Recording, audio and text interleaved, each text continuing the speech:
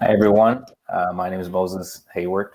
I'm an advisory team member at Grace Church, and I'm also a patent attorney and a budding entrepreneur.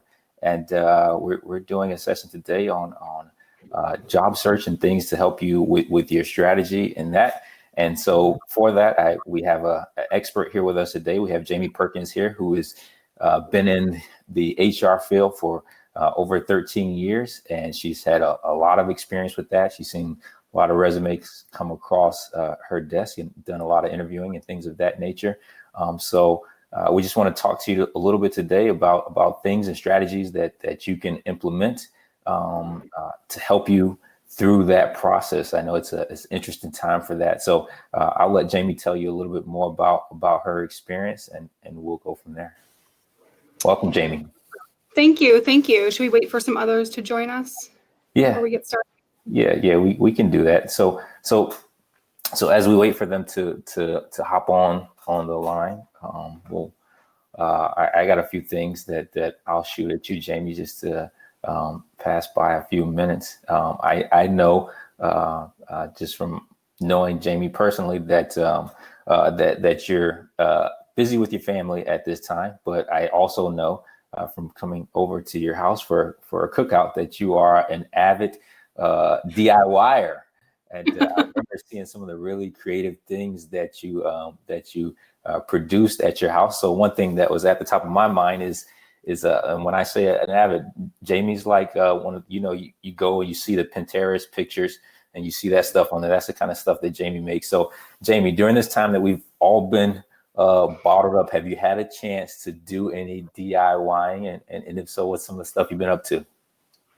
So I feel like my DIY days, I think the last time you were at our house was prior to our daughter being born. Huh? So my DIY days are a bit behind me. Okay. But I definitely have some items, some furniture that is in storage or in the garage that I'm antsy to refinish and do something with.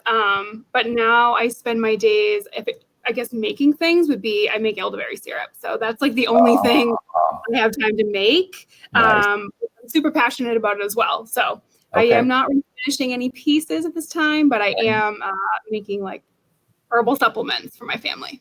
That's awesome. And so where are you going to get the elderberries and the other things that you're using to produce those? So I source them online. We don't have any local elderberry bushes in the masses here in Mass that I know of. There are probably some on the side of the highway, but I can't confirm that they are the right elderberries, so I won't attempt to use those. So I use an organic trade company online that I get those from, and I buy them in bulk. Sounds good. So I know that you and your husband Sheldon have been very busy. And you have a beautiful daughter, and I'm sure she's been keeping you guys busy.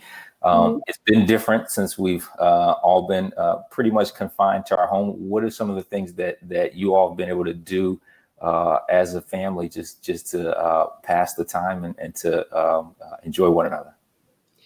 So I think one of my favorite things that has really changed in our home is I think it's dwindling away a little bit as the weeks continue to go on, but I can really reflect over the last 3 months and say I've gotten her away from her need for just macaroni and cheese, and she'll ask me to with us and eat dinner with whatever we're eating and at least try it. So being married to a chef, it is important to Chef Daddy that she tries different things. So it's been good to just sit down as a family and have a balanced meal. Of course, there are nights where it's not so balanced, but definitely trying to get her into good habits of trying new things.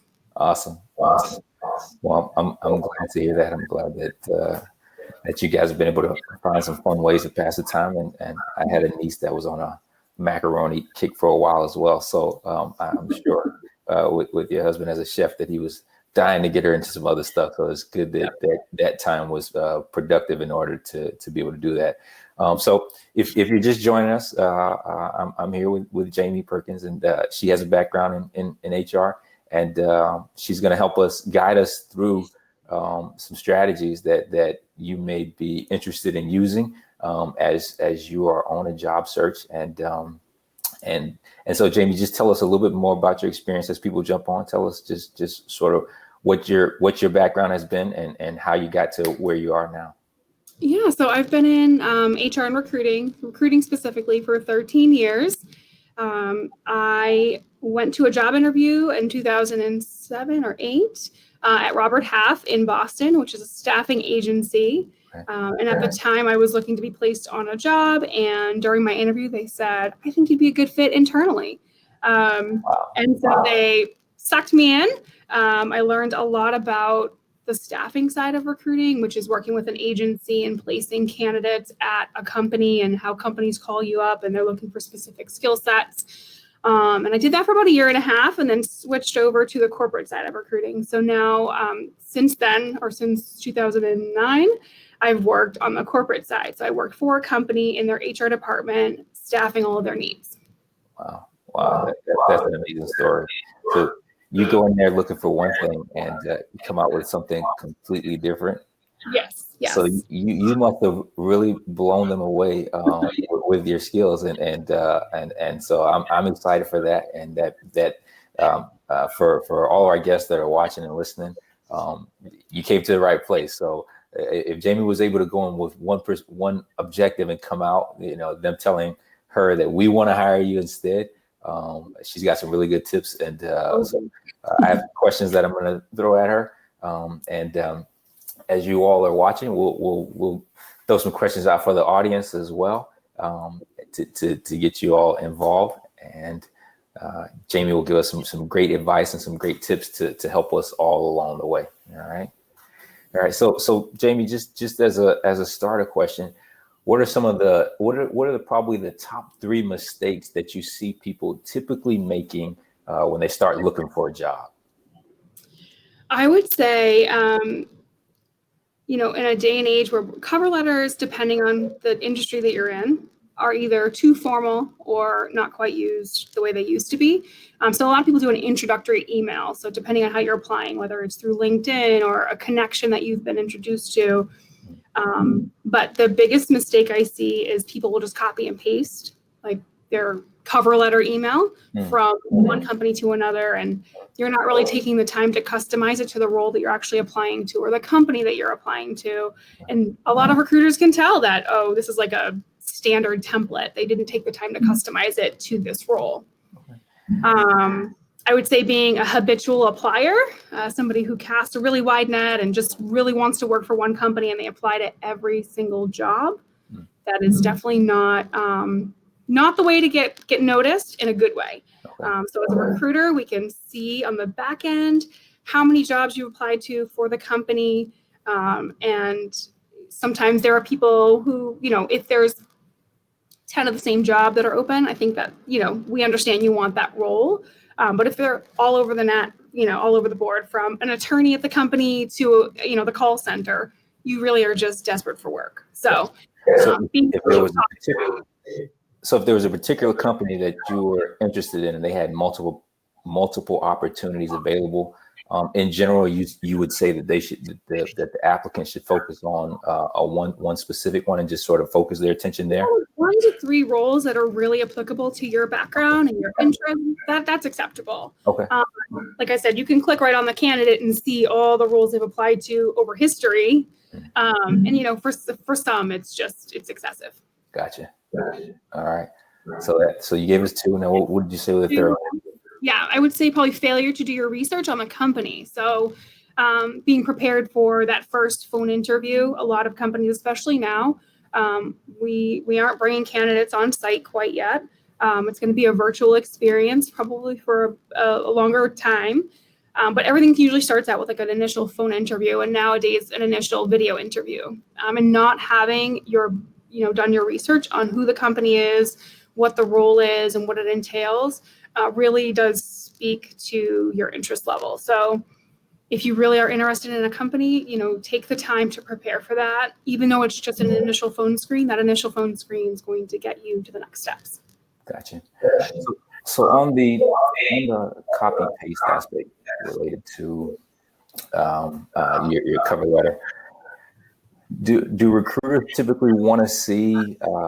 Is it? I guess I should ask, is it bad if language from the recruiting role shows up in the cover letter, or is that something that would be helpful for? So if they say they're looking for something specific, how much of that language should an applicant sort of pepper into their cover language? Yeah, so speaking from so I've worked in IT recruiting, and that's what I'm currently doing now. And so many can relate. There are specific tools and softwares and systems that companies are looking for, certain, coding languages, things that are really important to the role. And so if you have that skill set, it's great to call it out there. Open it up with like, I'm a Java expert, or, I can do XYZ, whatever. We want to know that. We want to know that we're not wasting our time reading through a cover letter for just another computer science student or whatever the case may be. But you really know your skill set. So calling it out, if that's what we're looking for, if that's in our job description and you have that skill set, definitely call it out. Gotcha. Now, have you ever come across a resume that just really didn't match the job description? Like somebody whose experience was maybe in engineering and they were applying for a position in, I don't know, culinary arts. Something that was just completely outside of their field. Yeah, so there's oftentimes that people are looking to make a transition in their career, right? They've tried one thing for so long and they're really looking for that change.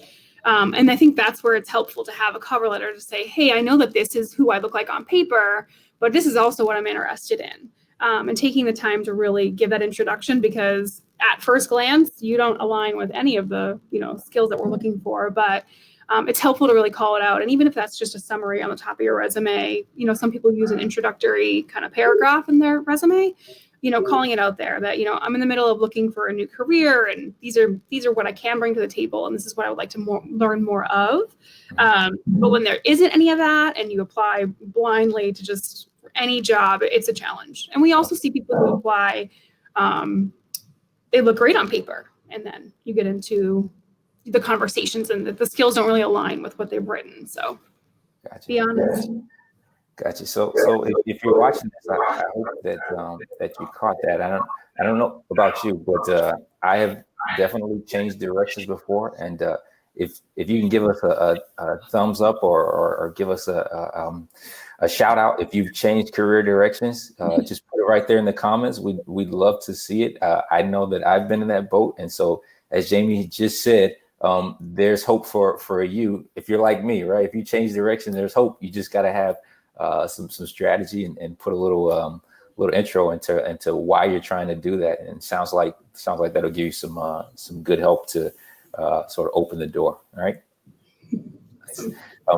So Jamie, on that theme, what are some of the worst things that you've seen in a resume that you've come across? I mean, just ones that you said, man, this one goes straight into the do not call or yeah.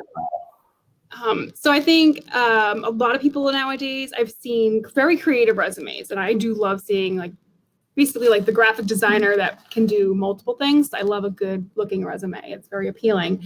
But including pictures is not really, it's not appealing to a recruiter. Number one, we're really trying to have an unbiased view, right? We don't want to know who you are exactly. We don't want to know that you're a female or what race you are or any of that, right? We want to know who's on the paper. Gotcha. So I would say stay away from pictures, stay away from date of births. Some people put their date of birth under their photo. That, again, we don't need to know your age. That gives us a biased view. So keep those things off, I would say. I've also come across some really unprofessional email addresses. So sometimes they're your email address from when you were a teenager or in college, and it's just not the best email address to be applying to a job with. So I won't get into some of them that I've seen, but take the time, go to Gmail or somewhere else and just create a professional, first name and some numbers is appropriate. All right. So Jamie's not going to give us those crazy email addresses, but if you're watching and you want to make the rest of the audience laugh, throw out that crazy email address that you used to use. Take it off your resume, though. Jamie says, go to Gmail, go to some other server, get a new one. But throw that email up in the comments just to keep us going and let us know. We'd love to see it. I would say lastly, trying to squeeze everything onto one page. I think, we've all been told everybody wants just a one-page resume, but as you get more tenured in your career, it's hard to just put things onto one page. And so a mistake we often see is like really tiny fonts to squeeze everything in, and widening the margins, and just, again, making that font really small and uncomfortable to read. So I think, like, when you reach a certain point, of your career, it's okay to have more than one page. It's just, avoid that shrinking everything down. When you've only been working a few years, it's you just want to limit how much information you give for each job and keep it to one page. But again, as you're more tenured, it's hard to do that. So don't sell yourself short with a tiny font. Gotcha. I think I've been guilty of the tiny font before. So that's good advice. That's good advice. How do you decide what stuff? I mean, do you get to the point where you say, you know what, let me take this stuff off? I was a pizza boy. I had a job as a grass cutter. All those were my earliest jobs. I worked at Burger King, all of this stuff before I became an engineer, before I became an attorney. How do I decide at what point I start taking stuff off? I think that stuff shows work ethic, and that, I'm ready for a role, but at the same time, they may not want to. Where do I decide the cutoff point? Yeah, I think that there's a little bit of mapping there too, right? So when we see that you've been in school, a lot of people do list their years still for their college. And I think that the younger the candidates, they definitely are fine with listing that. And then we see our older candidates that have removed the date of college. So it's, again, no bias. But I would say for the younger generation, or people who are in college now, or, within their first few years of working, I think once you've established yourself with a company, even if it is only a year, you've probably worked on some robust projects that you can really list out. I would say listing a job from college is probably fine, and then showing what you professionally have done. But anything like in high school, I definitely would leave off. And then for the folks that are, definitely tenured in their career, I don't think there's any need to list anything beyond what your professional experience is. Really focusing in on what your skill set is. Highlighting some of your wins, highlighting the end results, not just the day-to-day tasks. And that's something I always talk about too, is really thinking about and taking the time to consider, what did you achieve at your time at this company? What are the things that are you most proud of? Where do you really see the end result, and how do you display that on your resume? So. Gotcha. Now, I was always under the impression that you should put like activities that are outside of your work on your resume, like things that I may have volunteered doing, or activities that I like doing in my free time. Is that a no-no, or is that stuff that should be on there? I think showing like your volunteer work and things that you're passionate about to an extent is definitely valuable in your resume. Talking about some of the outside projects you may have volunteered for, maybe where you give your time. Listing video games isn't really like a hobby that a recruiter necessarily cares about. Okay. However, if you're in IT and you need to do some hefty video game coding, then maybe that would be appropriate, right? Okay. So it's really just knowing your audience, knowing who you're trying to attract, what company you're trying to attract, what kind of role you're trying to attract, and tailoring those skills and those hobbies and interests to that. Gotcha. Yeah. So if I'm looking for a position in nursing, I shouldn't highlight my love for playing Fortnite on there. Exactly. You got it. All right. Got it. Thanks. So Jamie, once you throw it out there, it's like fishing, what do I have to really do to get the interview? I'm one of those people where I think that if I can get in front of somebody, I have a much better chance.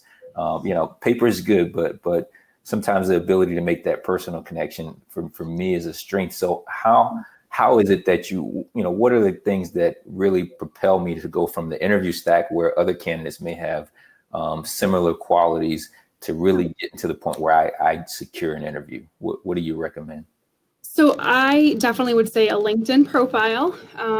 LinkedIn is a great tool to just be able to network with professionals. As a recruiter, we use a tool called LinkedIn Recruiter. And so it's kind of the back end, and we see a lot more than just your average user.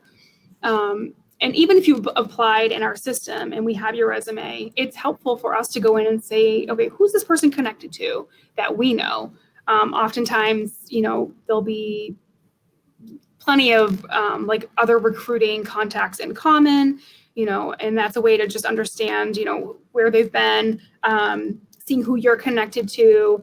It helps us to see like some feedback people have left on you or reviews. I can't remember, recommendations they call them. Mm-hmm. It's a great place to kind of make a nice visual of who you are. You don't have to list a pictures. And again, that's not what it's about. But being able to just share more about your experience. LinkedIn tells us a little bit more than your resume does. You're able to publish things. It shows us how active you are. And it provides a good picture of kind of who the person is.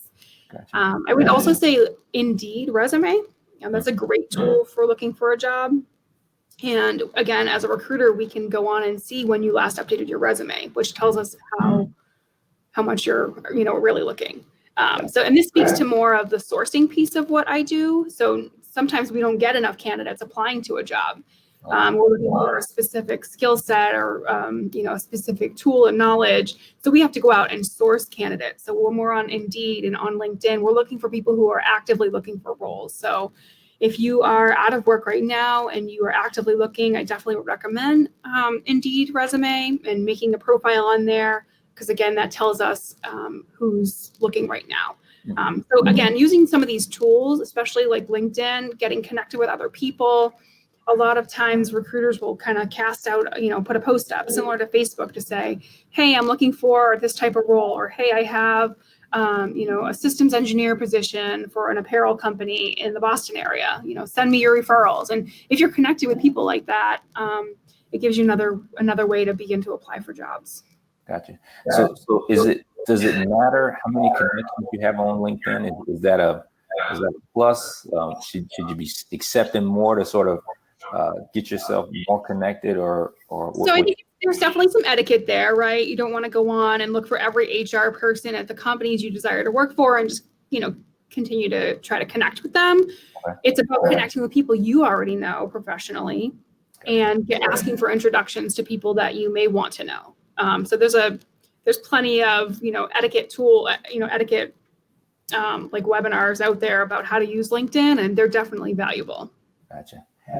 So you mentioned Indeed and you mentioned LinkedIn.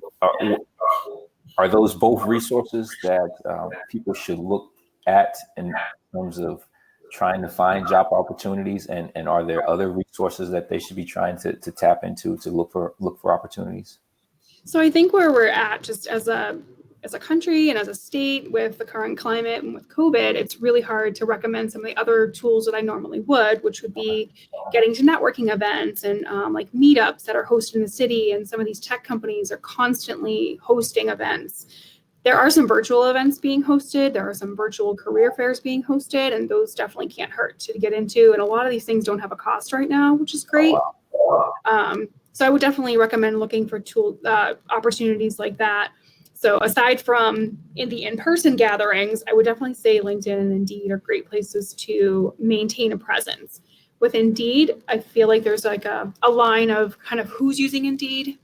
Your executives are typically going to be on LinkedIn, right? So when I'm looking for an SVP of e-commerce, I'm likely going to LinkedIn to kind of source for those types of candidates. So I don't know if that's the best information, but I feel like the executives kind of live in some of those higher up people, and people who are more tenured have a very strong presence on LinkedIn. And folks who are just starting out and maybe mid-career are really, have a good presence on Indeed. So Gotcha. Well, I had no idea, and I'm glad you said it, because I was going to ask whether or not there were any virtual events going on. But that was, the first time I'd heard about it. I hadn't actually really thought about it before today. Virtual career events or virtual networking events. So that's interesting. I guess appropriate for the time, right? Yeah, absolutely. And as you get on LinkedIn, you'll see and you start to connect with people. People share about virtual lunch roundtables. And even though they may not be job specific events, they're still networking events. And Gotcha. by attending a networking event, you network with people. And that's really what people need right now to kind of navigate these waters of looking for a job. Nice. So how do you typically encourage people to follow up? So, let's say you've submitted your resume and you're waiting on a response, you're waiting to get an interview. How do you follow up in that case? And also, how do you follow up even after you've had an interview? What's too soon to follow up and what's the best way to follow up? Should I send an email? Should I call? And if I don't get a response, what's too soon to call back? Those are always things that are in folks' mind. Well, I think taking a step back, it's part of that initial phone interview. So if you do, I guess we could talk actually about applying for a job first. So you apply to a job. I know it feels like a black hole, and trust me, even on this side, it feels like a black hole. The number of applicants we receive, depending on the role, depending on the company. When I worked for IT companies, we would see thousands of applicants for one role, and legally we need to look at every single resume, right, and make sure that we disposition them correctly. Were they over salary? Were they just not the right fit? Did they have the wrong education? Did they not have enough years experience? And so every person that applies, we have to do that for.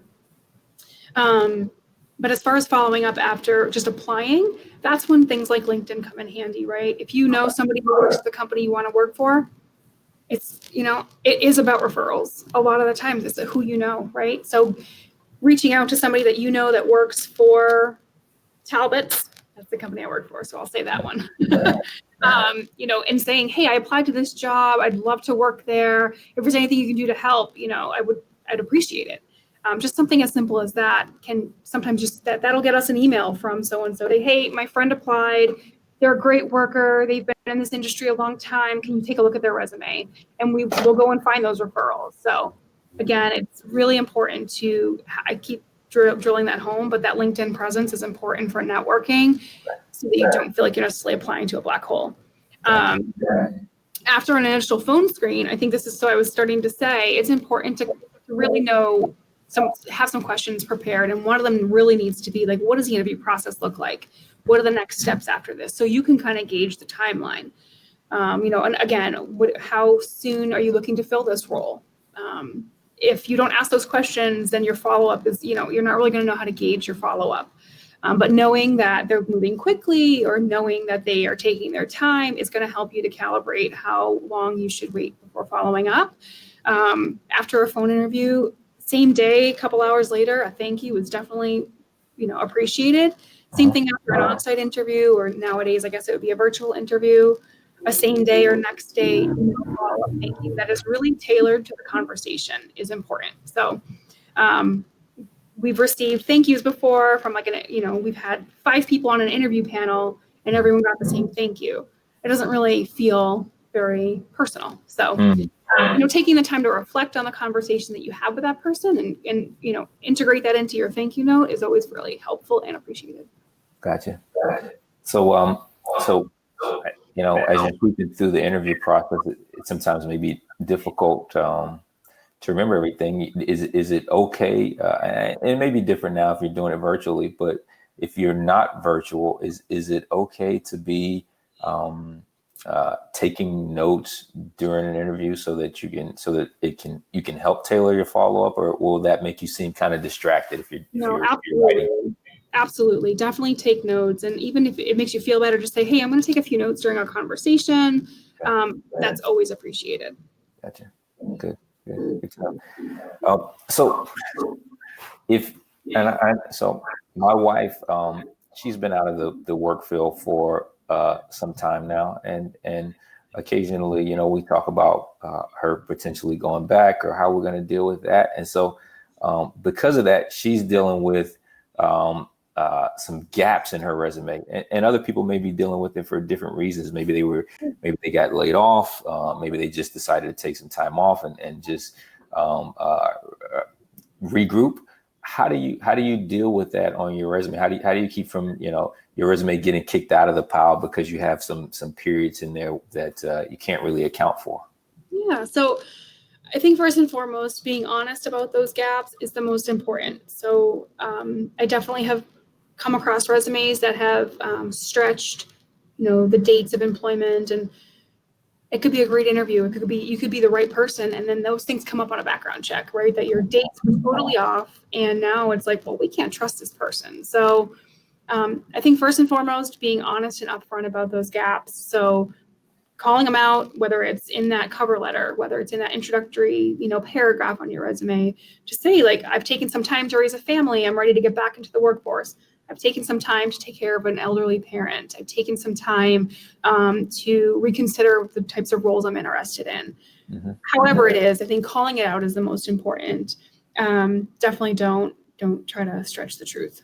Gotcha. Now, what if that period was because you either got laid off or you got fired? How do you deal with that? I mean, it seems like it's almost fatal to you, but I'm sure you have people that exit on not so bad notes, and they deserve another chance. How do you make it through if you're in that situation? Well, I think there's ways to massage those conversations. Okay. I think the common line we hear is, we just didn't see eye to eye. We had different strategies, or we had different beliefs on how to get this job done, or we had different goals. And so there's common lines that are usually used to we know what that means, and that's fine. But really being thoughtful about kind of how you deliver that message. I wouldn't recommend just saying, like, I was fired and I just milked my unemployment. That's not really what we want to hear. I would be thoughtful around how you deliver that message. I mean, it happens. We definitely expect it. We know it's a crazy job market, and it's a competitive job market. So, yeah. Gotcha. So if you're watching and you want to comment about how you delivered that message, or how you dealt with some of those gaps, throw it up there. If you have something that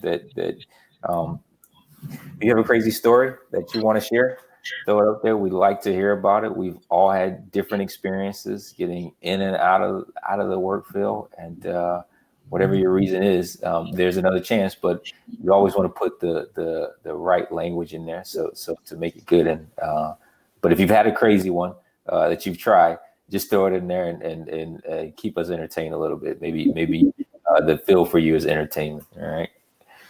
So once you get that interview, Jamie, what should I be doing, or what should I be saying, or how should I be responding in a way that's going to make me stand out in the interview and get me either a call back or really open the door to another opportunity to take it to the next step? Yeah, so I've mentioned it a couple other times, but I can't mention it enough, is to be prepared. You've finally been selected for an interview. So I would say, take that time, whatever it is. If it has to be the hour before your interview, if it has to be the night before, whatever it is, take the time to understand the role that you're applying to, understand who the company is, what do they do, and come with questions. Questions about the company, questions about how stable the company is, questions about,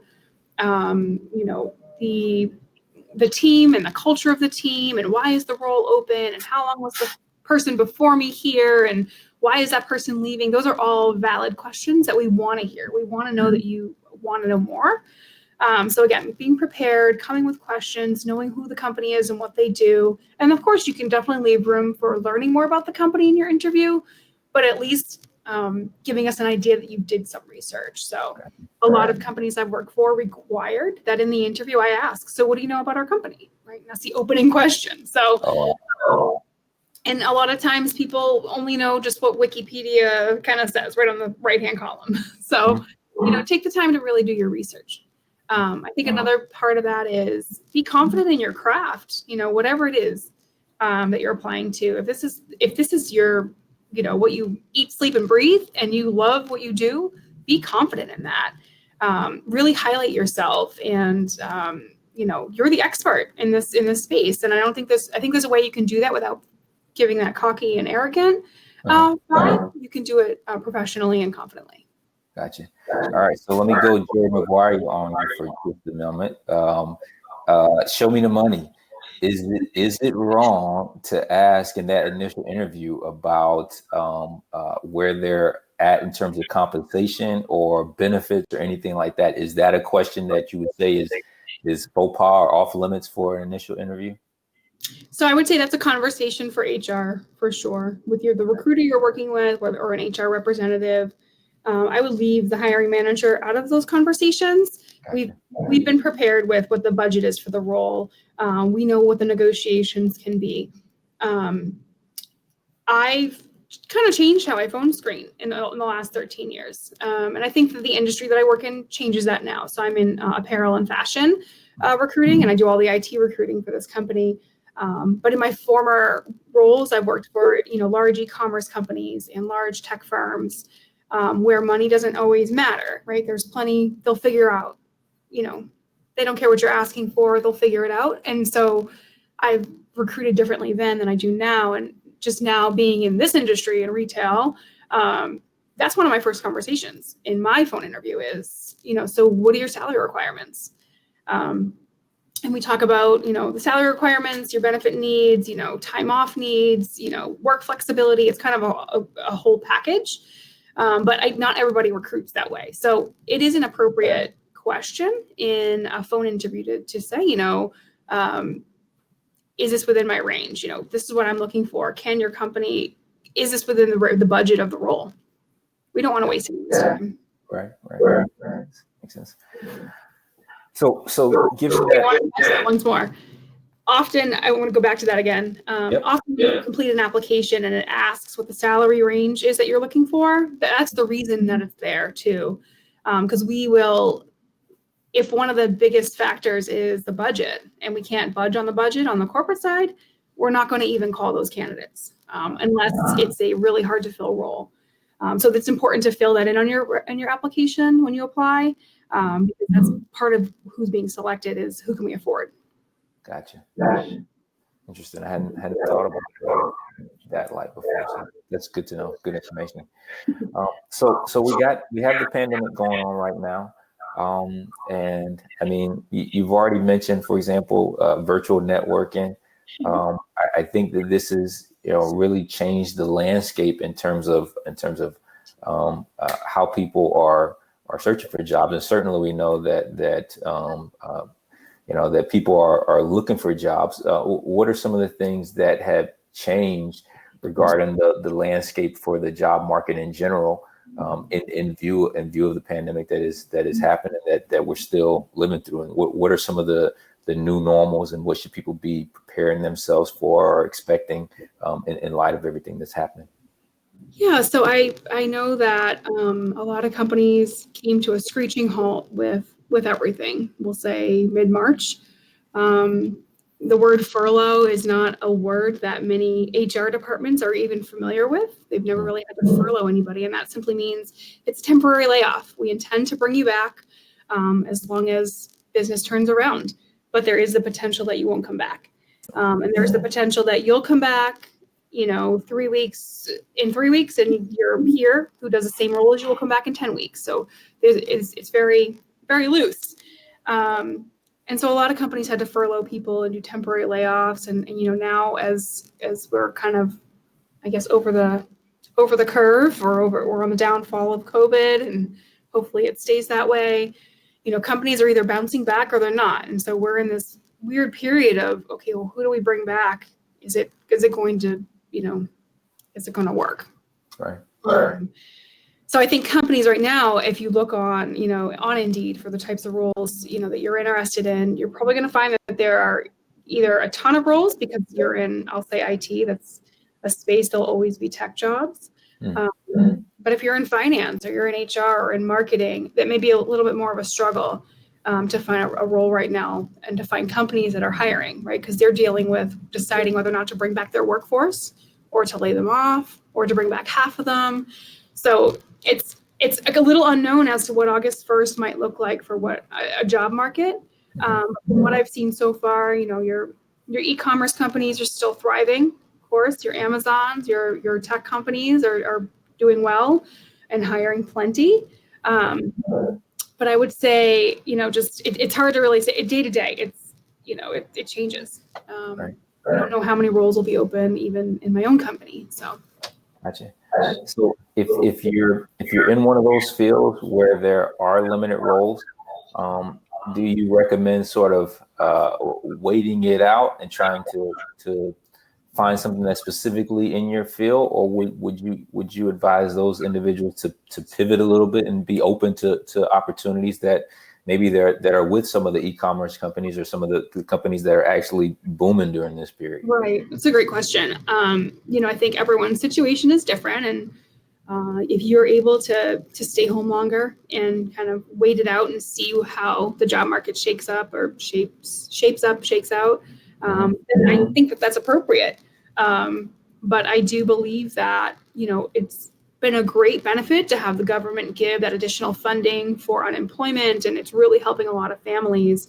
But I believe on July 31st, when that comes to an end, we're going to be faced with just a devastating amount of people looking for work all at the same time. So if you can't afford to be out of work beyond July 31st, I really recommend using these next 40 days to look for work, begin applying to jobs, updating your resume and finding someone who can kind of proofread your resume for you even.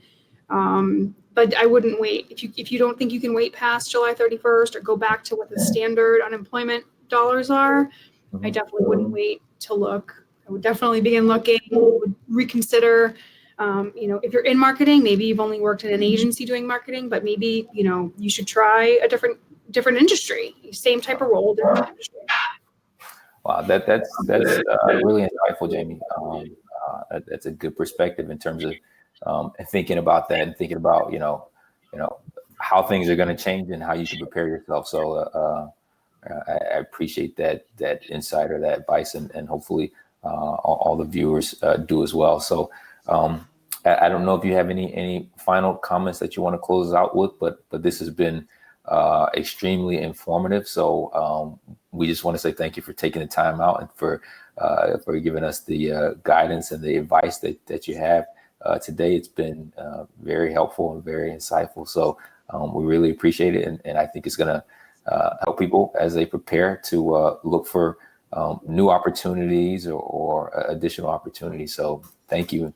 Awesome. I hope people feel encouraged. I know it's a really challenging time. I don't know, I'm sure there were people prior to COVID that were out of work. And so this doesn't really help the situation, but I can't drive it home enough. Just be prepared and be organized with your search and, know the roles that you've applied to, and definitely just network. We can really use this time to do these virtual networking events.